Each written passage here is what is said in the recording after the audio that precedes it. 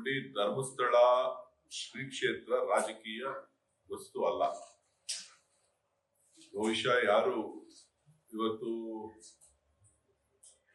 ಈ ಒಂದು ಶ್ರೀ ಕ್ಷೇತ್ರದ ಪ್ರದರ್ಶನದ ಹೆಸರಿನಲ್ಲಿ ರಾಜಕಾರಣವನ್ನ ಮಾಡ್ಲಿಕ್ಕೆ ಹೊರಟಿದ್ದಾರೆ, ಬಹುಶಃ ಅವರೆಲ್ಲರಿಗೂ ಕೂಡ ನಾಚಿಕೆ ಆಗ್ಬೇಕು. ಕಾರಣ ಏನು ಅಂತ ಹೇಳಿದ್ರೆ, ಇದು ಕಳೆದ 2 ವರ್ಷಗಳಿಂದ ನಡೀತಾ ಇರ್ತಕ್ಕಂಥ ಒಂದು ಪ್ರಕರಣ. 2-3 ವರ್ಷಗಳಿಂದನೂ ಕೂಡ, ನಮ್ಮ ಸರ್ಕಾರ ಬರೋದಕ್ಕಿಂತ ಮುಂಚೆಯಿಂದನೂ ಕೂಡ ಇದು ನಡೀತಾ ಇದ್ದಂತ ಒಂದು ಪ್ರಕರಣ.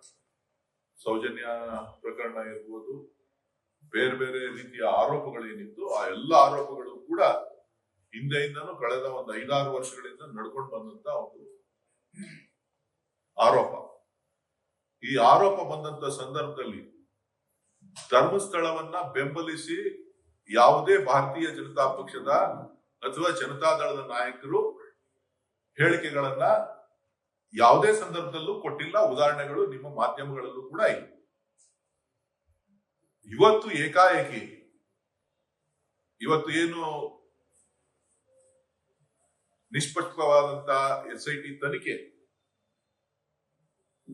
ಆದ ನಂತರ, ತನಿಖೆಗೂ ಮುಂಚಿತವಾಗಿ ಸನ್ಮಾನ್ಯ ಉಪಮುಖ್ಯಮಂತ್ರಿಗಳು, ಪಕ್ಷದ ಅಧ್ಯಕ್ಷರು ಧರ್ಮಸ್ಥಳದ ಶ್ರೀ ಕ್ಷೇತ್ರದ ಬಗ್ಗೆ ರಾಜಕೀಯ ಮಾಡುವಂತ ನಮ್ಮ ಅವಶ್ಯಕತೆ ಇಲ್ಲ.